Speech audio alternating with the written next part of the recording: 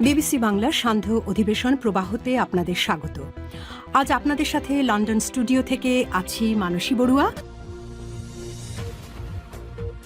বাংলাদেশের সর্বশেষ গুরুত্বপূর্ণ আপডেট সংবাদে আপনাকে স্বাগত। শুরুতেই সংবাদ শিরোনাম, পরে বিস্তারিত। প্রথমেই জানাবো আমাদের হাতে থাকা সর্বশেষ গুরুত্বপূর্ণ সবথেকে তাজা আপডেট সংবাদ। রয়টার্সকে তারেক রহমানের সাক্ষাৎকার, শেখ হাসিনার সন্তানদের রাজনীতিতে ফেরা নিয়ে যা বললেন তারেক রহমান। জনগণ চাইলে অর্থাৎ বিএনপি চাই যে শেখ হাসিনার সন্তানরাও রাজনীতিতে ফিরতে পারে বলে জানিয়েছেন বিএনপির চেয়ারম্যান তারেক রহমান। আজ ব্রিটিশ বার্তা সংস্থাকে দেয়া এক সাক্ষাৎকারে তিনি এসব কথা বলেছেন। এরপর জানাবো হাসিনাকে নিয়ে তারেক রহমানের বক্তব্যের সমালোচনা করলেন আসিফ মাহমুদ সজীব ভুঁইয়া। জনগণ চাইলে শেখ হাসিনার সন্তানেরা রাজনীতিতে ফিরতে পারে রয়টার্সকে তারেক রহমানের দেয়া বক্তব্যের সমালোচনা করেছেন জাতীয় নাগরিক পার্টি এনসিপির নির্বাচন পরিচালনা কমিটির প্রধান আসিফ মাহমুদ। তিনি আজ কেন্দ্রীয় কার্যালয়ে বলেছেন, শেখ হাসিনা এবং তার সন্তানদের এদেশে যদি রাখতেই হতো তাহলে ২৪০০ মানুষকে জীবন দেওয়ার কোনো প্রয়োজন হতো না। যারা জীবন দিয়েছে তারা শেখ হাসিনাকে রাখার জন্য জীবন দেয়নি। এদিকে নির্বাচন ভদ্র প্রক্রিয়া, রায় জোর করে আদায় করা যায় না বললেন ডক্টর শফিকুর রহমান। নির্বাচন একটি ভদ্র প্রক্রিয়া, এটা জনগণের রায়ের বিষয়। রায় জোর করে আদায় করা যায় না বলে মন্তব্য করেছেন বাংলাদেশ জামাত ইসলামের আমির ডক্টর শফিকুর রহমান। আজ কাজীপাড়া কেন্দ্রীয় জামে মসজিদ আয়োজিত ঢাকা ১৫ মিরপুর কাফরুল আসনে ১১ দলীয় নির্বাচনী ঐক্যের উদ্যোগে গণসংযোগে প্রধান অতিথির বক্তৃতায় বাংলাদেশ জামাত ইসলামের আমির ডক্টর শফিকুর রহমান এসব কথা জানিয়েছেন। এদিকে আজ থেকে ভোটের মাঠে মোতায়েন করা হচ্ছে আইন শৃঙ্খলা রক্ষাকারী বাহিনীর সদস্যদেরকে। ত্রয়োদশ জাতীয় সংসদ নির্বাচন উপলক্ষে সারা দেশে প্রায় ১,০৫১ জন নির্বাহী ম্যাজিস্ট্রেট, এছাড়াও ১ লক্ষ সেনা সদস্য, ৩৫,০০০ বিজিবি সদস্য, ১,৬০,০০০ পুলিশ সদস্য, এছাড়াও প্রায় ৫,৭০,০০০ আনসার সদস্য সহ মোট ৯ লক্ষ সদস্য এবার দায়িত্ব পালন করছে নির্বাচনে। আজ থেকেই তারা পুরোদমে কাজ শুরু করবে। এবং সর্বশেষ জানাবো চীনে বায়োটেক কারখানায় বিস্ফোরণ, নিহত ৭। উত্তর চীনের একটি বায়োটেক কারখানায় বিস্ফোরণে অন্তত ৭ জন নিহত হয়েছে বলে জানিয়েছে দেশটির রাষ্ট্রীয় গণমাধ্যম। শানসি প্রদেশে শানিন কান্ট্রিতে অবস্থিত জিয়াপেং বায়োটেক কোম্পানির কারখানায় আজ এই বিস্ফোরণের ঘটনা ঘটে। কারখানাটি রাজধানী বেইজিং থেকে প্রায় ৪০-৪০০ কিলোমিটার পশ্চিমে অবস্থিত, যেটি সিনহুয়া নদীর পাশে অবস্থিত। প্রিয় দর্শক, এতক্ষণ শুনছিলেন সংবাদ শিরোনাম, এবারে বিস্তারিত। তবে তার আগে বন্ধুরা অনুরোধ থাকবে এই সংবাদটিতে একটি লাইক দিন। এই চ্যানেলে আপনি নতুন হয়ে থাকলে আমাদের সংবাদটি দেখতে দেখতে চ্যানেলটি সাবস্ক্রাইব করে রাখুন। কমেন্ট করে বন্ধুরা আপনার মূল্যবান মতামত জানিয়ে দিন আপনি বিশ্বের কোন দেশ থেকে বা বাংলাদেশের কোন স্থান থেকে আমাদের সংবাদটি দেখছেন এবং শুনছেন। আর বন্ধুরা, সংবাদটি আপনার সোশ্যাল মিডিয়া ফেসবুকে শেয়ার করে বন্ধুদেরও দেখার সুযোগ করে দিন। আগামী জাতীয় সংসদ নির্বাচনে আপনি কোন দলকে সমর্থন করেন কমেন্ট করে জানিয়ে দিন। আপনি যদি দাড়িপাল্লাকে ভালোবাসেন কমেন্টে দাড়িপাল্লা, ধানের শীষকে ভালোবাসলে কমেন্টে ধানের শীষ, এবং আপনি যদি মনে করেন মামুনুল হকের দল রিকশাকে ভালোবাসেন রিকশা, এবং শাপলাকলিকে ভালোবাসলে শাপলাকলি কমেন্ট করে পুরো বিশ্ববাসীকে জানিয়ে দিন। রয়টার্সকে তারেক রহমানের সাক্ষাৎ, হাসিনার সন্তানদের রাজনীতিতে ফেরা নিয়ে যা বললেন তারেক রহমান।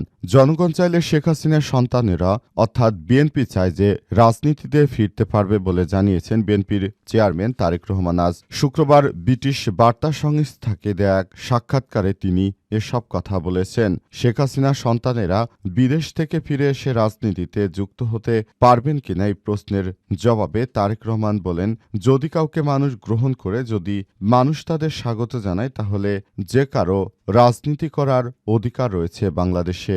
জুলাই গণ অভ্যুত্থানে দেশ ছেড়ে ভারতে আশ্রয় নেয়া শেখ হাসিনাকে আন্তর্জাতিক অপরাধ ট্রাইব্যুনালে মৃত্যুদণ্ডের রায় দেওয়া হয়েছে। তার সন্তানরাও দেশের বাইরে রয়েছেন এবং তাদের বিরুদ্ধে মামলাগুলো বিচার কাজ চলছে। রয়টার্সকে দেয়া সাক্ষাৎকারে তারেক রহমান নির্বাচনের পর তার প্রধান প্রতিপক্ষ জামাতে ইসলামের সঙ্গে ঐক্য সরকার গঠনের প্রস্তাব নাকচ করে দিয়েছেন। তিনি বলেন, আমরা রাজনৈতিক প্রতিপক্ষের সঙ্গে কিভাবে সরকার সরকার গঠন করি, তাহলে বিরোধী দল কে হবে? তারেক রহমানের সহযোগীরা আরও বলেছেন, নির্বাচনে ৩০০ সংসদীয় আসনের ২/৩ বেশি আসনে জয়লাভ করবে বিএনপি, এমন আশাবাদ তারেক রহমানের। নির্বাচনে ২৯২টি আসনে বিএনপির প্রার্থীরা প্রতিদ্বন্দ্বিতা করছে এবং তারা মনে করছে যে আগামী জাতীয় সংসদ নির্বাচনে হয়তো তারা বিপুল ভোটে জয়লাভ করতে পারবে এবং এজন্য তারা সেভাবেই কার্যক্রম চালিয়ে যাওয়ার সিদ্ধান্ত গ্রহণ করেছে। আগামীর বাংলাদেশ হবে নতুন বাংলাদেশ এবং এই বাংলাদেশে কোনো ধরনের রাহাজানি সন্ত্রাসী কর্মকাণ্ড থাকবে না বলে বলা হচ্ছে। হাসিনাকে নিয়ে তারেক রহমানের বক্তব্যের সমালোচনা করলেন আসিফ। জনগণ চাইলে শেখ হাসিনার সন্তানেরা রাজনীতিতে ফিরতে পারবে, রয়টার্সকে তারেক রহমানের দেয়া বক্তব্যের সমালোচনা করেছেন জাতীয় নাগরিক পার্টি এনসিপির নির্বাচন পরিচালনা কমিটির প্রধান আসিফ মাহমুদ সজীব ভুঁইয়া। আজ এনসিপির কেন্দ্রীয় কার্যালয়ে এক সংবাদ সম্মেলনে তিনি এ সমালোচনা করেন। আসিফ মাহমুদ বলেছেন, জনগণ যদি শেখ হাসিনার সন্তানদের রাজনীতিতে ফেরাতে চাইত তাহলে বাংলাদেশের মানুষ গণ অভ্যুত্থানের প্রয়োজন পড়ত না। ২০২৪ সালে যে গণ অভ্যুত্থান হয়েছে সেই গণ অভ্যুত্থানে শেখ হাসিনাকে বাংলাদেশ থেকে তাড়িয়েছে তার সন্তানদেরকে দেশে আবার রাজনীতি করতে দেওয়ার জন্য নয়। ২৪০০ মানুষের জীবন দেওয়ার প্রয়োজন হতো না। জনগণ ১৯৭৫ সালে বাকশাল চায়নি, কিন্তু শেখ হাসিনাকে রাজনীতিতে ফিরে এনে জিয়াউর রহমান যে ভুল করেছিলেন তার খেসারত ৩ যুগ ধরে দিতে হচ্ছে বাংলাদেশকে, খালেদা জিয়াকেও দিতে হয়েছে। তিনি বলেন, কোন রাজনৈতিক দলের নেতারা ক্ষমতার লোভ তাদের মধ্যে এতটাই প্রকট আকার ধারণ করেছে, এতটাই অন্ধ হয়ে গিয়েছেন যে তার মায়ের সাথে কি ঘটেছিল এমন কথাও তিনি ভুলে গেছেন। এমন কুলাঙ্গার সন্তান যেন বাংলাদেশের জনগণের কারো ঘরে আর জন্ম না নেয়। যাদের বাবা মায়ের মৃত্যুটা কিভাবে হয়েছে তাদেরকে আবার দেশে ফিরে আনবে, এর মতো নিকৃষ্ট পাপিষ্ট সন্তান বাংলাদেশের জমিনে কেন কারো যেন আর না হয় সেটি আমরা বলতে চাই। অত্যন্ত দুঃখের সংবাদ যে বেগম খালেদা জিয়া যদি এখন বেঁচে থাকতেন তাহলে তিনি হয়তো নিজেই গলায় ফাঁসি নিয়ে মারা যেতেন তার সন্তানের এমন সব কথা শুনে, কারণ এতটা অন্ধ ক্ষমতালোভী এবং পাপিষ্ট হয়ে গিয়েছেন যে আগামীতে তিনি কিভাবে রাষ্ট্র পরিচালনা করবেন এমন মূর্খ ব্যক্তিত্বর হাতে দেশ নিরাপদ হতে পারে না। নির্বাচন ভদ্র প্রক্রিয়া, রায় জোর করে আদায় করা যায় না বললেন ডাক্তার শফিকুর রহমান। নির্বাচন একটি ভদ্র প্রক্রিয়া, জনগণের রায়ের বিষয়। এই রায়কে কোনোভাবেই জোর করে আদায় করা যায় না বলে জানিয়েছেন ডাক্তার শফিকুর রহমান। তিনি বলেন, আগামীর জাতীয় সংসদ নির্বাচনে কে যাবে কারা যাবে সেটা নির্ধারণ করবে এদেশের সাধারণ জনগণ। জনগণের ভালোবাসায় আমরা সিক্ত। আগামীর বাংলাদেশ গড়তে হলে অবশ্যই জনগণকে সঙ্গে নিয়ে আমরা একটি সুন্দর ও অত্যাধুনিক বাংলাদেশ গড়ে তুলতে চাই, এমনটাই বলা হচ্ছে। নতুন বাংলাদেশ গড়ে তোলার জন্য আমাদের সবাইকে নিয়ে সুন্দর করে আবার বাংলাদেশটাকে আবার নতুন করে জিতিয়ে নিতে হবে।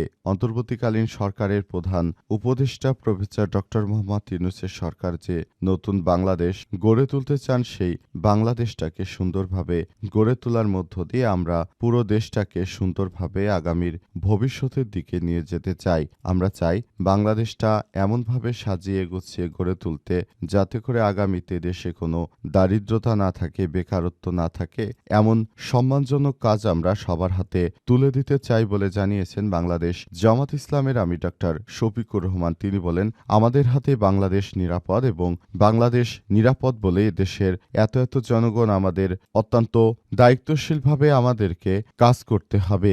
দেশের বিভিন্ন জায়গায় যেমন পাবনায় বীর মুক্তিযোদ্ধা রমজান আলী নামের জামাত ইসলামের এক নেতাকে এইমাত্র মসজিদ থেকে টেনে হিঁচড়ে বের করে বিএনপির নেতাকর্মীরা তাকে কুপিয়ে হত্যা করেছে। এমন বাংলাদেশ কখনোই চায় না সবাই। আজ থেকে ভোটের মাঠে নামানো হচ্ছে আইনশৃঙ্খলা রক্ষাকারী বাহিনীর সদস্যদের। ত্রয়োদশ জাতীয় সংসদ নির্বাচন ও গণভোট অবাধ, সুষ্ঠু, নিরপেক্ষ, শান্তিপূর্ণভাবে আয়োজন করার লক্ষ্যে আজ থেকে মাঠে নামছে সেনাবাহিনী সহ বিভিন্ন আইনশৃঙ্খলা রক্ষাকারী বাহিনীর সদস্যরা।